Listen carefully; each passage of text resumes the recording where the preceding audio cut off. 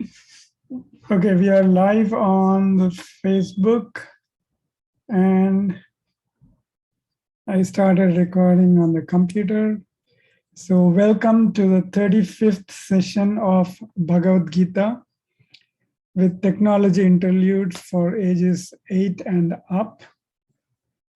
Last session, we covered the recipe for meditation.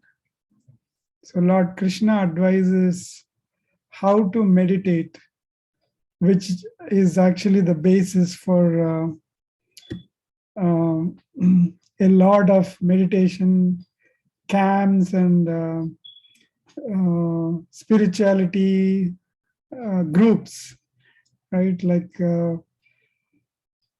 we talked about a few of them last session. So last session we had to cover 2 slokas, not just one, but actually 2 slokas. So those were, because both of them are kind of together, intertwined, and both of them relate to meditation. So, yatendriya-mano-buddhir munir-moksha parayanaha vigatecha bhayakrodo yasada mukta eva saha. So this is a follow-up from the previous sloka. So in the previous sloka, Lord Krishna explained how to meditate, right?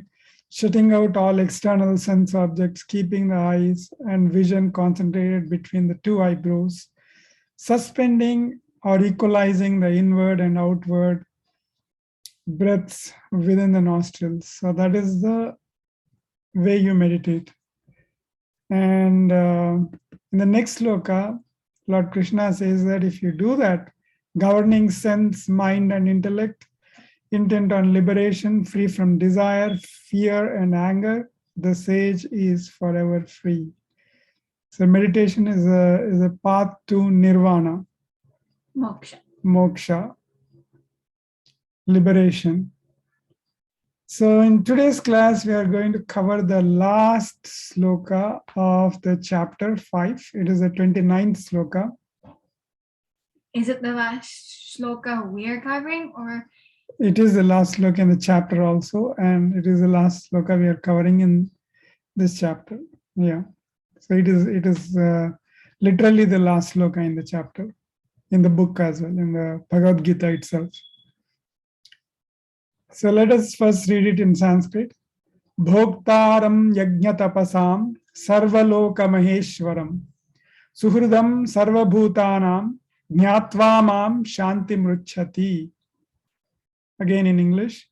Bhoktaram yajna-tapasam sarvaloka maheshwaram suhridam sarvabhutanam jnatva mam shanti mruchati. So what does that mean? Knowing me as him who gladly receives all offerings of austerity and sacrifice, as the mighty ruler of all the worlds and the friend of all beings, he passes to eternal peace. Let us look at each word's meaning. So bhoktaram. So what is bhokta? Bhukta. Bhojanam. Bhojanam is food, lunch. Right. Bhokta means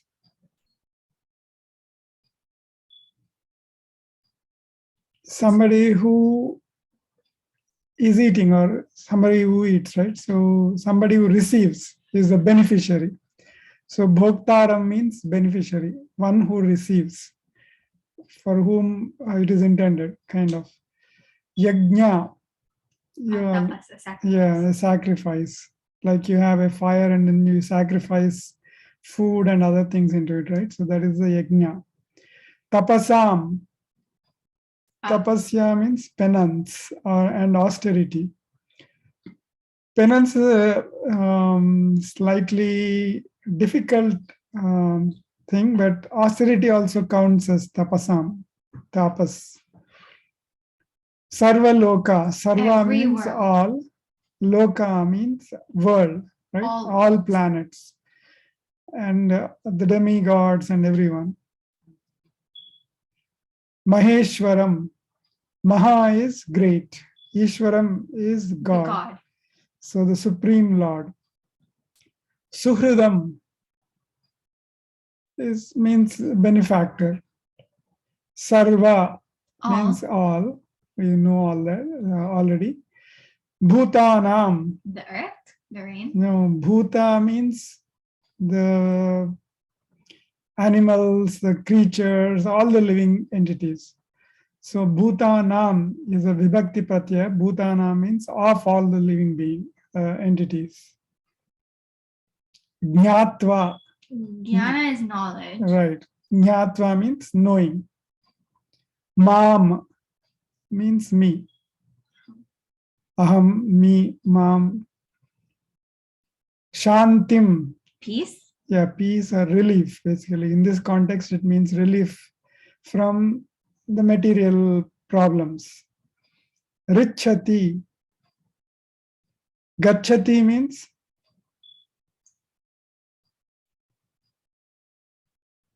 gacha. Gacha means go. Gachati means reach something. So richati means achieves. So once again, the meaning is knowing the God as someone who receives all your sacrifices, all your offerings of austerity and sacrifice, knowing the God as a mighty ruler of all the worlds, and knowing the God as a friend of all living creatures. That person will pass to eternal peace. So this is another way of reaching eternal peace, the knowledge path. So the last two slokas on meditation help you know and connect with the soul, right? What does meditation do to you? You basically connect with your soul. You connect with your pure self. It helps you identify yourself based on your soul and not on your body. Right, exactly. So that is what is meant by connecting with your soul. That happens because you connect with your soul.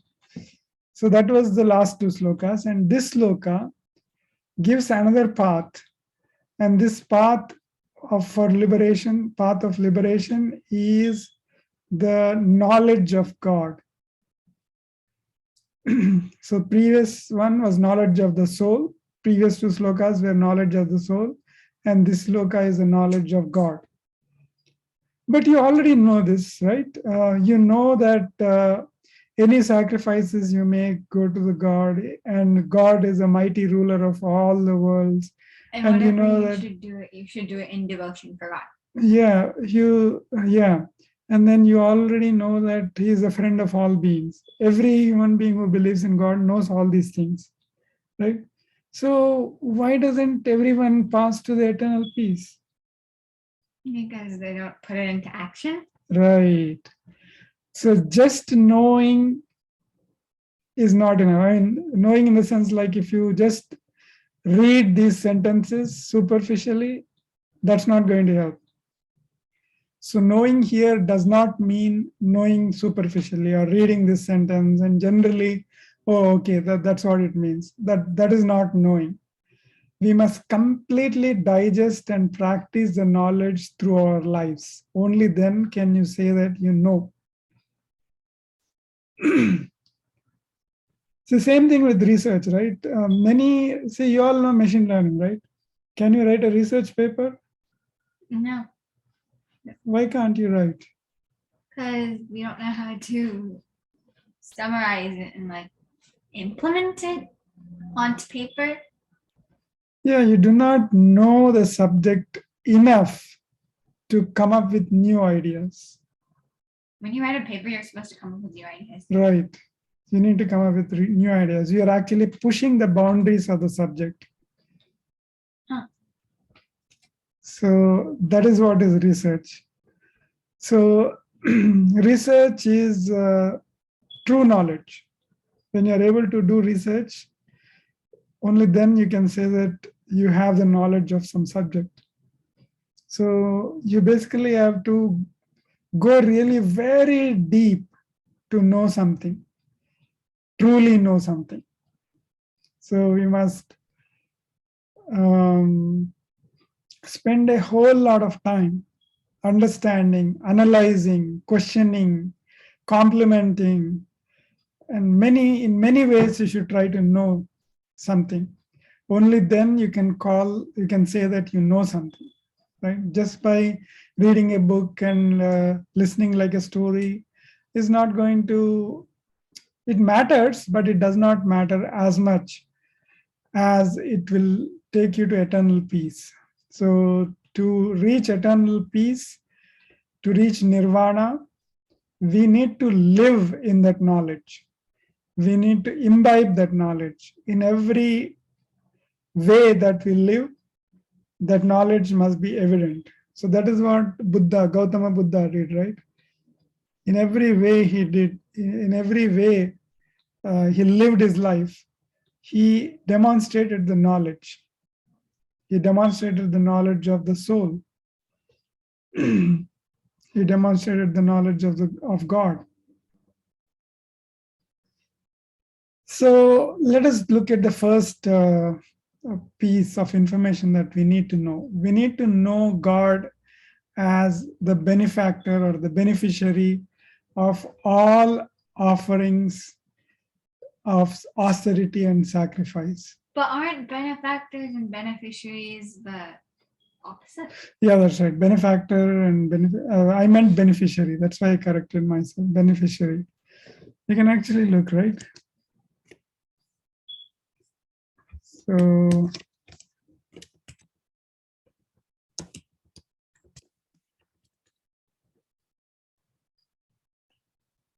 So benefactor is one who gives and beneficiary is one who receives. So God is the beneficiary.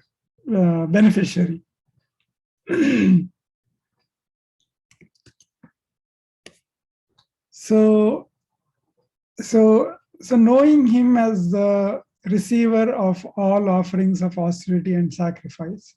So what does this mean? First thing is, let us talk about austerity. What is austerity? Something that's auspicious, like an event or ritual that's auspicious. Okay, let us look at the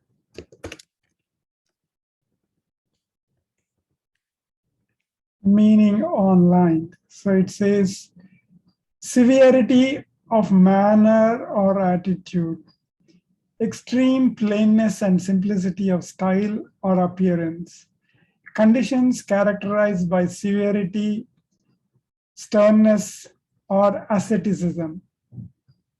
So like how we fast during Ramadan. Right, you got it. But if you look at the links, so there's a wiki page. So austerity mostly refers to economics. In the Western world, though the English meaning is different. Yeah. Isn't that the study of money? Yeah. Austerity is mostly used in the context of economics in the Western world. In the Eastern world, in India and other places, it is used for the meanings that you just read, right? Severity of manner or attitude, extreme plainness and simplicity of style, conditions characterized by severity. So this is what is mostly used in Eastern world in the day-to-day lives. But in the Western world, if you see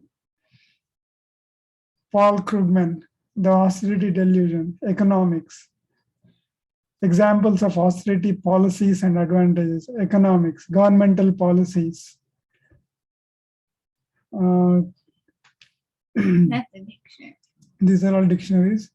But austerity mostly comes in the context of Investopedia, economics, all about money. What have we learned about austerity since the Great Depression? I think that's what they mean, right? Austerity is responding to short-term economy. So every hit on Google refers to economy, except for the dictionary meaning. Of even course. The dictionaries. That's very even the dictionary meaning. Some dictionaries relate only to economy. So that is the Western world, right? But the Eastern world, it's different. Eastern world Austerity means severity. So can you give examples of austerity? Fasting during Ramadan and Navaratri. Right. Wearing only, I think, yellow or white during some pujas. Right. Meditating. Can you be louder? Meditating.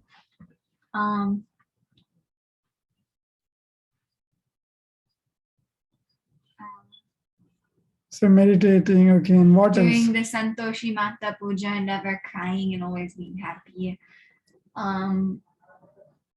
Yeah, taking a vow, right? So taking any vow and sticking to it means you're strict with yourself. Whenever you're strict with yourself, you're being austere. So austerity and sacrifices directly go to God. So what does that mean?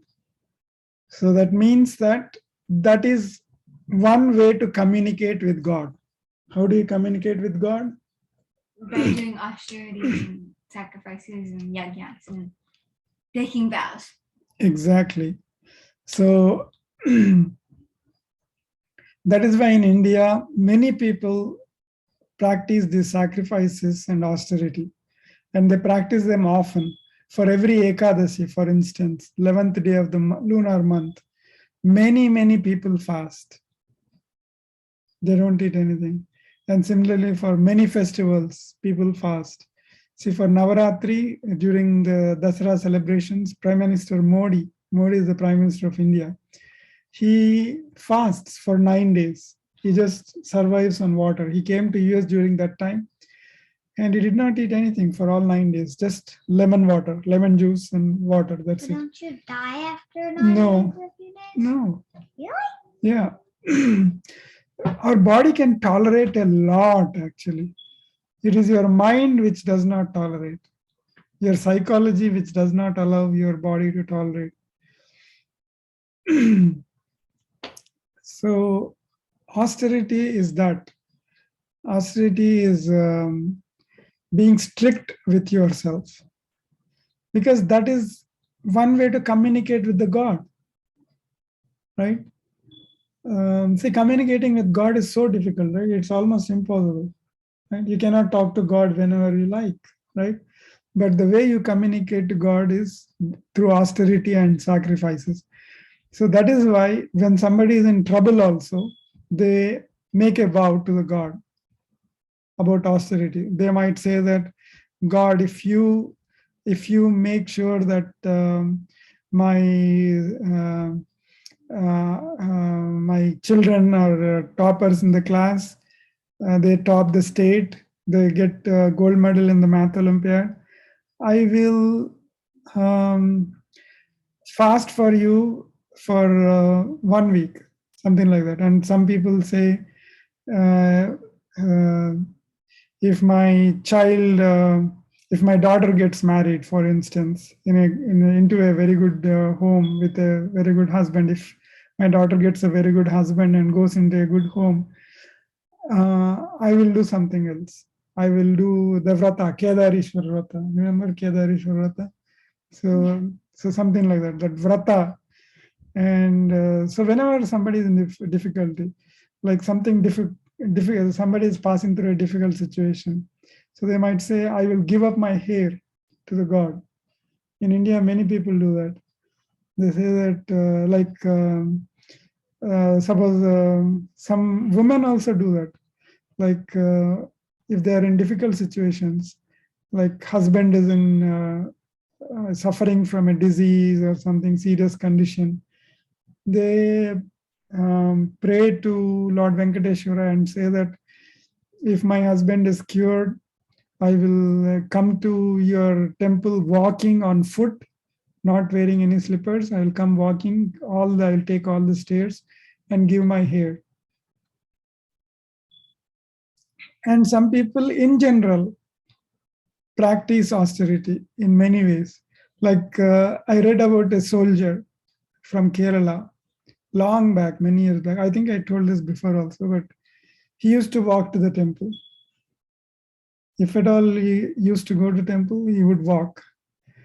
So he got killed actually in a war with Pakistan, but he would walk to temples, and that's what I also used to do. Whenever I go to India, I walk as much as possible. People warn me that it's very dangerous to walk on the Indian roads, but I still walk.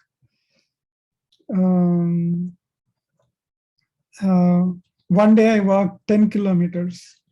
Wow. More than 10 kilometers, I think. 6 miles. Yeah. That's a lot. So I walked the whole day. I was walking to different temples, mostly temples. So that is one way to for austerity. So of course, the Western meaning of austerity is also strictness. So that means you reduce the spending.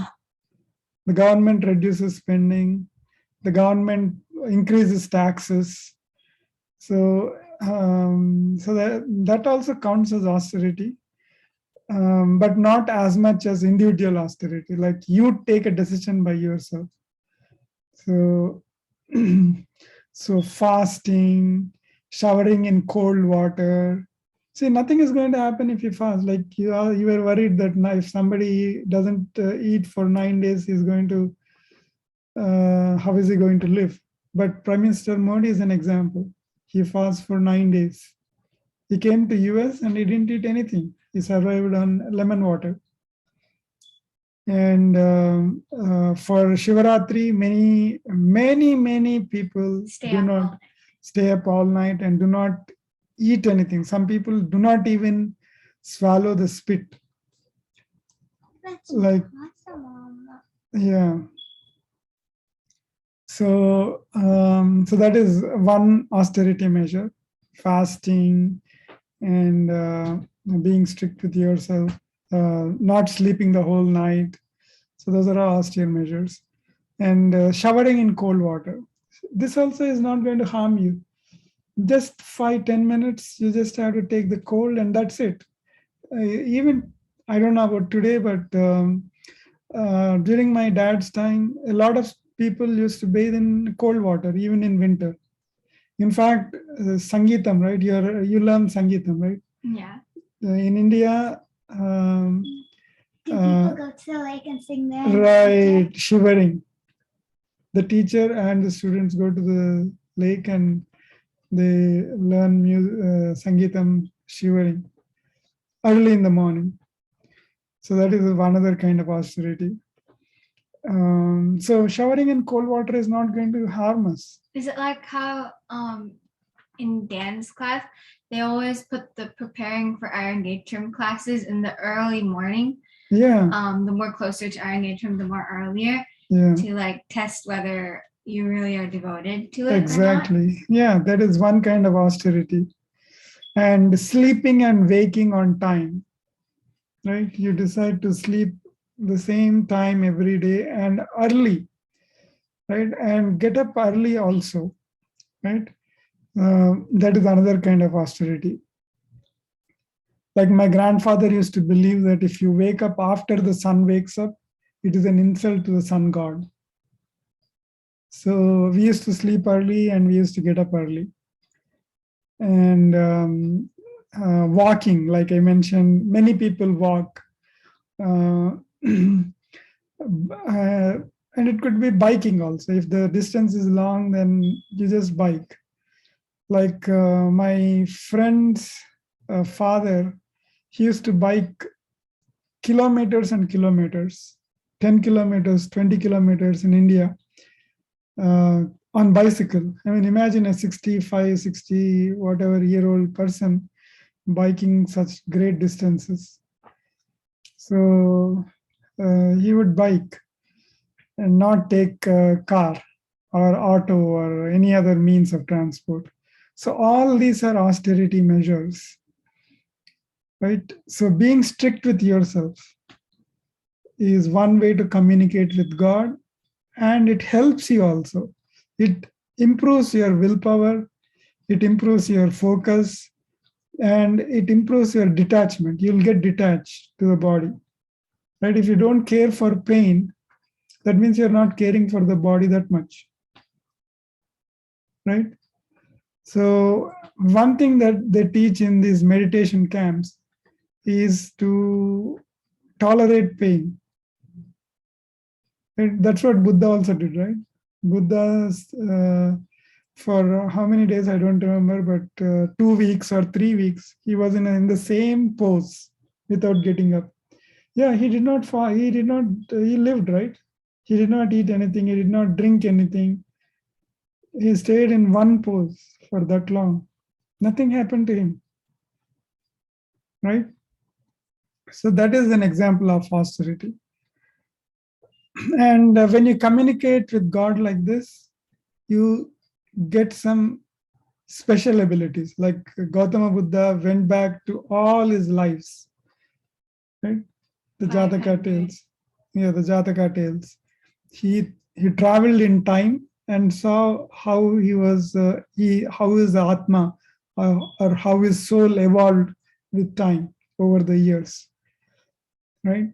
So you get some, because you're close to God.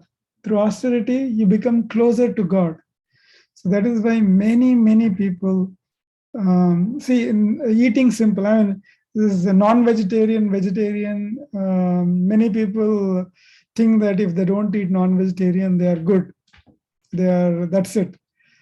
So they don't eat non-vegetarian, but they eat tons of rice and tons of vegetables and sambar and all that stuff. That is not good. Tons of sweets. That is as good as non-vegetarian. Because the idea of non-vegetarian, avoiding non-vegetarian, is to eat simple. But if you eat a lot of ghee and butter and all that products, white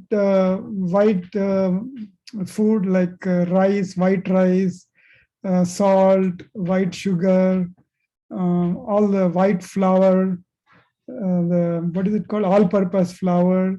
White bread. Yeah, white bread. So all these whites, they are dangerous. Today morning, I read an article which said that the whites basically make you lose memory slowly. Eating white carbs, white food carbs, and eating oily food, fried food, junk food also will reduce your focus and decrease your memory. So, see, whatever is good for God is also good for you, for your body. So the message of vegetarianism is to eat simple, not to spare the animals and munch all the vegetables and all the plants that are available on the earth. That is not vegetarianism. Vegetarianism is to be austere with yourself with respect to food. And non-vegetarian food takes a lot more resources than vegetarian food. See, vegetarian food grows from the soil, right? Soil and water.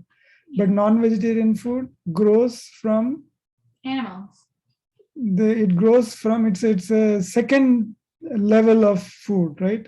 It has a higher carbon. Yeah, so the animals eat what is growing from the soil, and you're eating that. So in terms of what is it called? Carbon footprint. So you should look at carbon footprint of carbon footprint of lamb versus broccoli.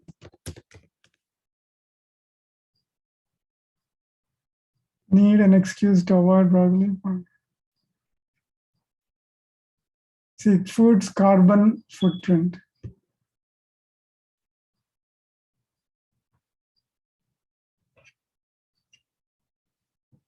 See, lamb, 39.2 kilos carbon dioxide. And the number of car miles equivalent to 91 car miles. That's a lot. And let us look at nuts, 2.3. You get the same kind of protein from as in lamb.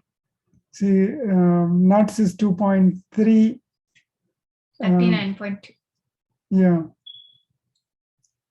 And beans is 2.0, vegetables is 2.0, milk, fruit is 1.1, lentils is 0.9. Lentils are mostly nitrogen, right? Yeah, they give you as good protein as, I mean, not as good, but at least the protein that you need, you can get it from lentils. You can get them from nuts.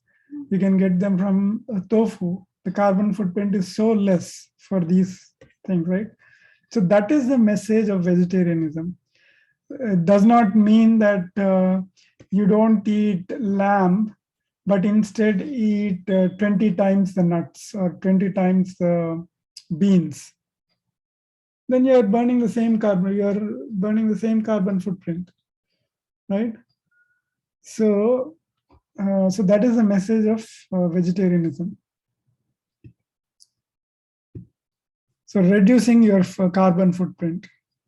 So the Westerners came to the same conclusion after many, many years, but we knew that some generations ago, some 10,000 years ago, we knew that eating non-vegetarian is not good for the society. It is very harmful. We knew that tens of thousands of years ago. But now Westerners have started realizing it, right? Fortunately. So, so that is austerity. Being strict with yourself, being simple, wearing simple clothes. Like you said, right? For pujas, why do you wear dhoti? Why don't you wear stitched clothes? Because that Simplicity, right? We need to depend lesser, and the more processed food and goods that we use, the bad it is for the country, for the economy. I mean, because many people understand if you talk in terms of economy. So if we should just do what is needed. Doing more is not all that good. So in olden days, both men and women used to wear, in India particularly, they used to wear just a single, one cloth or two cloths, no stitching, right? Even today, the priests in the temples wear just two cloths, one on the upper body and one for the lower body. That's it, right? So that is the simplicity. Then why do they wear different colors? I mean, like, why is yellow and white the colors that they usually wear? stop. Yeah, that is yeah, they are sattvic colors. When you are with God, you like to be as sattvic as possible, as austere as possible. Like I know some meditation camps which require a dress code. You cannot go to those meditation camps without wearing a suit. I heard that at least 20 years. Suit? Yeah. I mean, what is the point in meditating and then going in a suit? They are contradicting each other. So that's what I told. One of my friend's wife preferred one meditation camp. My friend preferred one and his wife preferred one. So they both were talking to me. And my friend's wife said, "Oh, that meditation camp, dress code is required. That's why I like it. You don't have to sit on the floor. You'll be provided a sofa to sit on. And if you do all that, what is the point in meditation?" Right? That's what I told them. So, yeah. There's no point. There's no actual sacrifice in that. Yeah, so austerity is very important. Being simple. See, Mahatma Gandhi wore just one loin cloth, not even a full dhoti, right? He used to wear a loin cloth kind of thing. That's it. And he used to attend meetings like that. So there is a joke also, right? Anyway, I'll not go into that, but he used to go to meetings with the Britishers on that piece of cloth.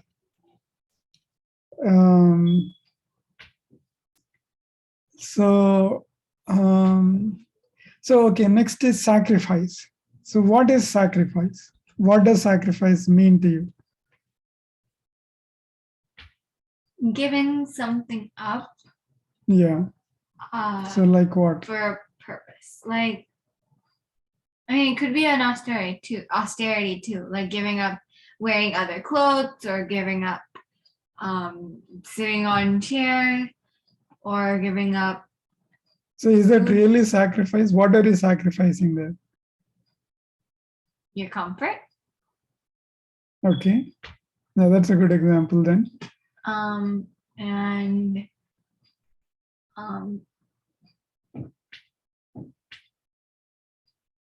like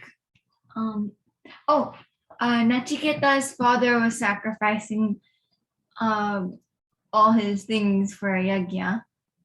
Yeah. So the best sacrifice is sacrificing the self, right? So you give the least importance to yourself. So in Vajrasana, you sit. Initially, you may be able to sit for just 15 minutes, 10 minutes. As you go on, you have to stretch a little bit each time.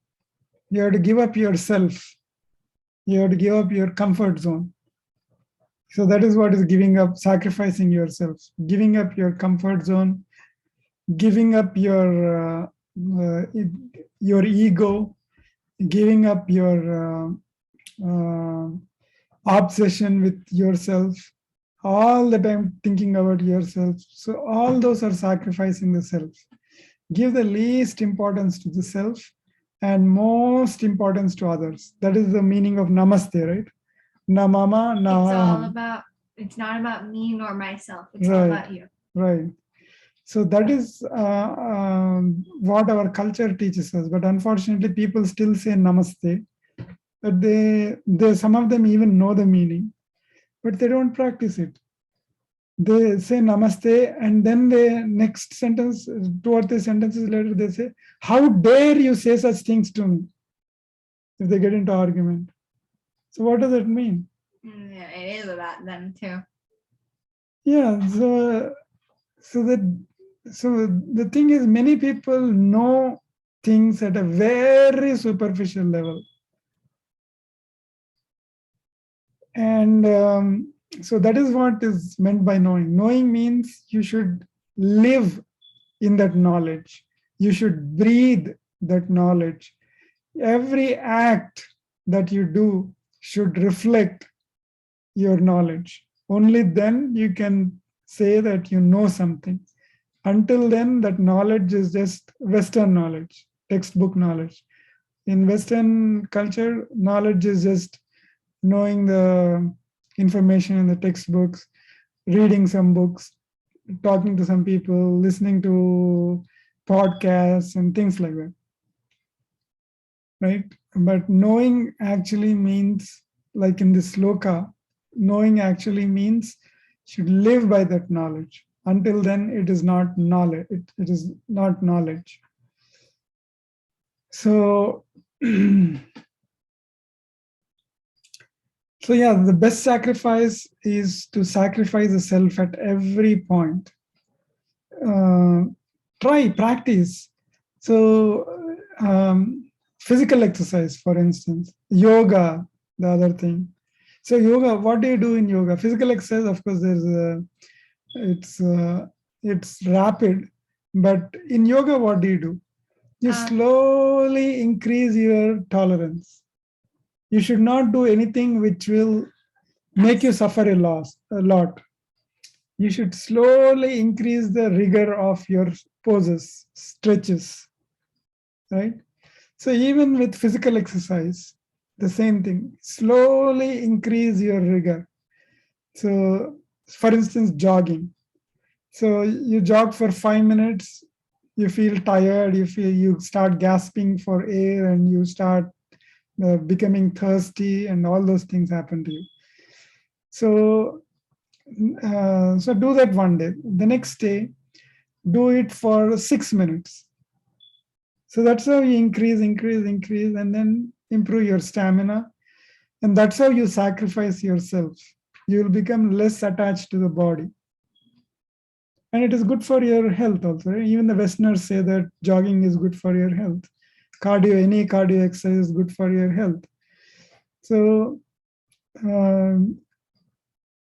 so what exercise is doing to you is basically helping you get rid of the attachment with your body.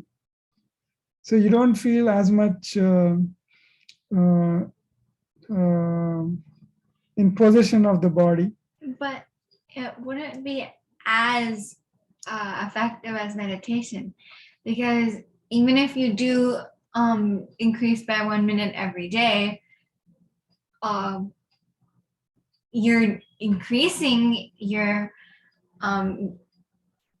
like separation from your body, but it's still there, because every time you go more than what you normally do, you still feel the attachment, don't you? Yeah, it is not 100%, right? But it will help you reach your goal. It is not 100% like meditation. It's not 100% like other austere practices, but it will help you. These are all small steps. So the idea is not to give so much importance to yourself. That is very important. See, today there are hardly any friendships. Why? Because true friendships are really evaporating, right? Many people are living alone, and so why is that? Because people give a lot of importance to themselves. Like I told you, right? There's an argument, then they say, how dare you? That's it. That ends the relationship.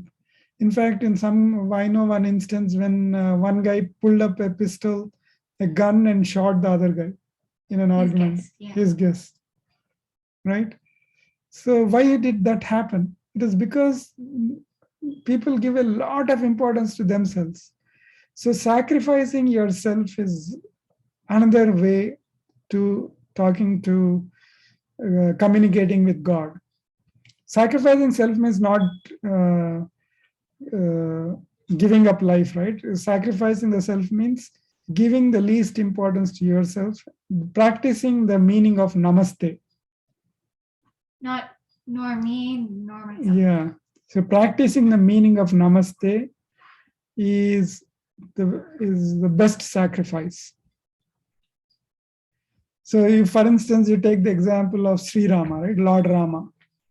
So he sacrificed his wife, who is like part of his body, based on the words of a washerman, right? The washerman who washes clothes, he said something, and Lord Rama gave importance to that person also.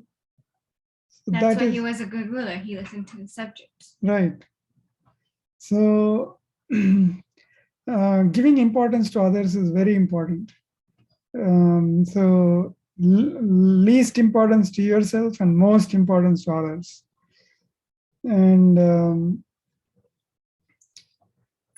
similarly, Gautama Buddha, right? He sacrificed everything, right? His family, he had a child, he had a wife, he had a nice kingdom, right? He had so many great things, but he sacrificed them all, right?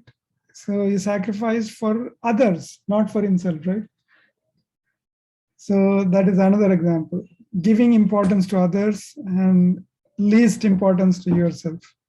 That is the best way of sacrificing and communicating with the God. Okay, so that's the first part. The next part we need to know. So you have to live by this knowledge. It's not enough if you listen to this like a story. You have to really live your everyday remembering these things. You have to be austere and you have to sacrifice. So that's very important. So the next point is we have to know the God as a mighty ruler. So what does that mean? What are some of the things that come to your mind when we say that? He's the Supreme Lord. Okay, so which means he is the cosmic computer, which means everything is because of him, and everything ends up with him as well. Okay. Okay. So how are you going to practice that knowledge in your life? So we can practice, it's like another form of sacrifice, but like sacrifice because you know that nothing really is yours. It's all really the mighty rulers or the supreme gods. So basically, there's no need to be protective over yourself and your standing and your stuff and like possessive of it, because anyway, even your body, because anyways, after you die or move on, then it's going to go back to the Supreme Lord anyways. So there's no point. Yeah, that's a good beginning. But as you think of this more and more, you'll come up with many more instances where you can practice this knowledge. So what is the duty of a mighty ruler, of a king? To take care of all of his subjects and make sure they're well and listened to. Right. So that means a lot of things are already taken care of by the mighty ruler, by God. So for instance, suppose somebody does some harm to you. So the God, being the king, he is going to take care of it, right? So he delivers justice. Today we have, because we don't trust one single person, we have three different entities which will do the job of the old days king. Right? Judicial, executive, and legislative. Right. We have three for cross-checking each other because we can't trust any one person. But in the olden days, there was only one king, and that is the concept that is being talked about here. We have to think of God as a mighty ruler, a ruler who functions as a judiciary, who functions as an executive, and who functions as a legislature. And is always fair. And is always fair, right? So God is going to ensure justice eventually. We don't have to judge people or circumstances. That's a key takeaway. So you don't have to think, oh, this student is bad because the student is never paying attention in the class, always fidgeting with things and looking sideways into the windows and all that. You don't have to judge, because who knows, that student may excel tomorrow. That student may spend focused time, which the other students are not spending. And that student may reform by understanding himself or herself what is good for them. Right? So we don't have to judge people or even circumstances. God will finally ensure that justice prevails, fairness prevails, right? So just like in today's world, right? Somebody slaps you. Will you slap him? What happens according to today's law? What happens if you slap the person who slapped you? No, you're just as bad as them. And what else? You get the same punishment that they got. Exactly. Both of the people who slapped each other will be charged by the law. It is called, what is it called? There is a law for that. I forgot. There's a law for that. So both the people will be charged. So what is the problem here? I mean, why can't you say I slapped because that other person slapped? Well, because I mean, either way you slapped. So it's not the circumstances, it's not the cause, it's the effect that matters. The reason is you cannot judge. You cannot basically judge a person. You cannot say that this person slapped me, so I'm going to slap him. You cannot make that judgment. You should allow the court, the law enforcement to make that judgment. Same thing when you meet with an accident, right? When somebody meets with an accident, you are not supposed to judge who is at fault. You have to just call the police and wait there. The police will come, they make notes, and you tell your version, the other person tells the other person's version. And then there are arbiters, either police or the insurance companies, or it might even go to court. So they decide, but you are not supposed to decide. You are not supposed to judge the circumstance. You are not supposed to judge a person. You have to help others, the respective authorities to judge. But you yourself cannot judge, right? So you should always remember this. God, sometimes the law is unfair, right? The law is very unfair. So this person slapped you, but he also comes up with some excuse, strong excuse, gets away with it. The other example is there are thieves who are getting away. They're not losing anything. They're not being punished. There are many thieves today. Every day in the newspapers there's a story about how thieves are robbing stores, right? Not just the big ones, but also the mom and pop stores. So yesterday, I think I saw a news that a small store, a family store, was robbed. So these things are happening. So the law does not punish people if the crime is less than $1,000 worth or something like that. Some law is there. So law is unfair. So just because the law is unfair, you don't have to. You have to remember that there is God above the law that is practiced in the world. There is God above it, right? So even if you get away once, you won't get past God. Right. So even if the law, even if some of the things are not to your belief and trust in the law, you should always think that there's always God who is a mighty ruler, and he will ensure justice eventually. We don't have to judge, or we don't have to act. So that is what many, many people in India practice. They think that it's all God's wish. It's all God is going to take care of it. So, so that is how you practice mighty ruler. For everything, remember that there's a mighty ruler who will take care of us, who will make sure that everything is fair eventually and justice is served. No one can overpower him, however mighty that person is. Sri Ravana was such a mighty person. He could lift Kailasa on his shoulders, right? Ravana. Kailasa is a mountain. He could lift the entire Everest. Everest is one such mountain in the Himalayas. Kailasa is another such mountain.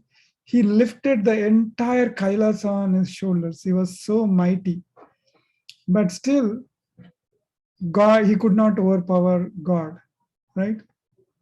So that is another thing to remember. No one can overpower God. And the last thing to remember, to know, is that he is a friend of all living beings, not just you and me, not just the good people, but all living beings. So what does that mean? How do you practice that? Knowledge.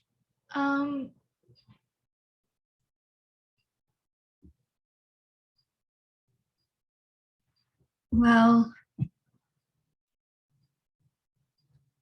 one reason I can think of is if your friend's friend is your friend, and if your friend is the Supreme Lord and the mighty ruler, and the mighty ruler's friend is everybody else, then that makes everybody else, every single being on this world, your friend. So you have to be nice to them too. And treat them like you would to your friend. Yes, that is a very good thinking. Right. the other thing is, so you have to think, the more you think about these things, the more ideas you get on how to practice this knowledge and how to live by that knowledge, right? So a friend is like a trusted person, right? So you can trust and confide in him everything. You can tell everything to him. So in some religions, you have this confession box, right? So people, when they do some bad things, they go to that confession box, and so he is a friend. So you can tell everything and take his advice, right? Remember Bhagavad Gita in the previous slokas, how we saw that the slokas help in different situations. Yeah. When you're angry, when you have to control anger, when you have to, when you're in depression, when you are in, so for all those things, there is a sloka in Bhagavad Gita, right? So like that, God, you can confide in the God everything. He is a friend in need and friend indeed also, right? A friend in need is friend indeed, right? So in need, you uh, go to the friend, in this case, God, right? So that is the other takeaway. And so just like a friend, you can be,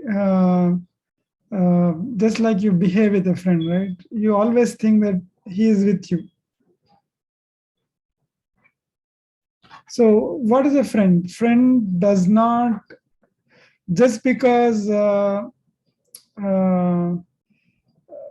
don't get good marks or you don't get good grades, your friend is not going to change, right? The true friend, right?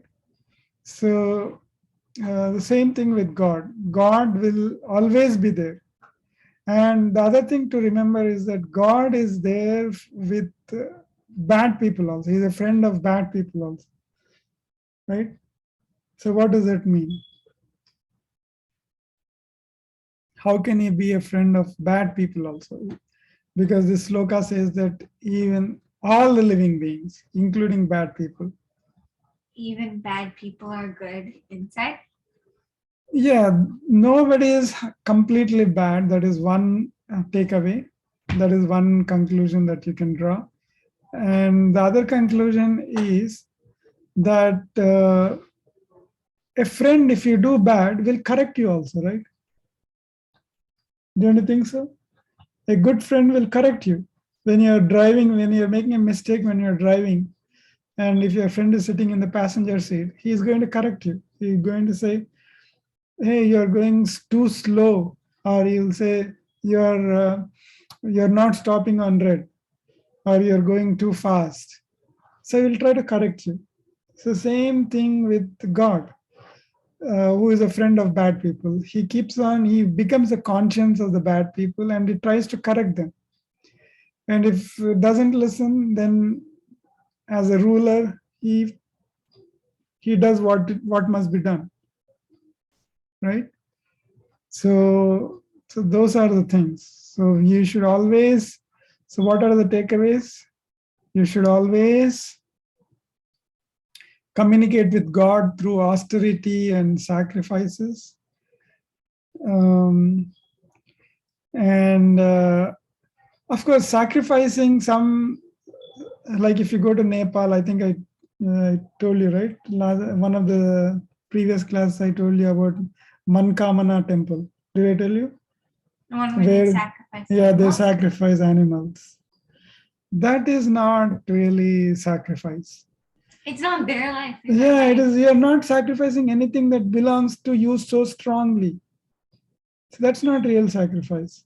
The real sacrifice is people going to Kashi, for instance, Varanasi, and giving up some of their most favorite thing.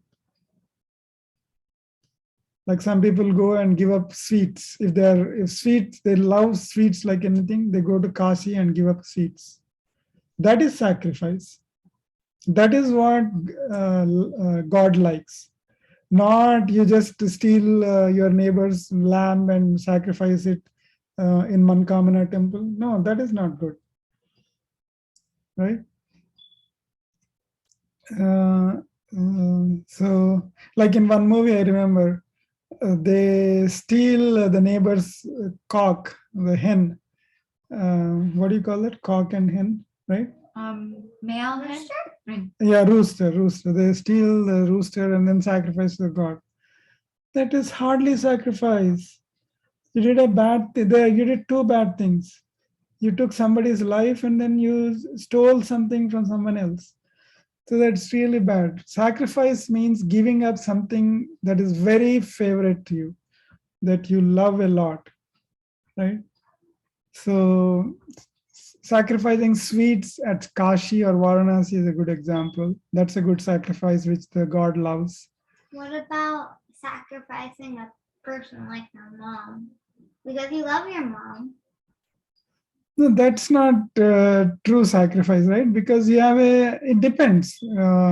See, like Gautama Buddha sacrifices mom and dad. Because that wasn't like That was for a sacrificing, noble, killing. yeah, that was a noble cause. There was a noble cause, right? Adi Shankaracharya sacrificed his mom and dad. He just went away from his mom and dad. And Chinnajiyar Swami went away from mom and dad, right? So that is, so it all depends. It depends on the context, the situation, and all that. But sacrificing is has to do a lot with you, not with others. So that is important, right? So this is a very important sloka as well, just like all the other slokas. So I wanted to revise the chapter, but I don't think we have time. So let us end our discussion here with our prayer. Asatoma Sadgamaya Tamasoma Jyotirgamaya Mrityorma Amritangamaya. Om Shanti Shanti Shanti.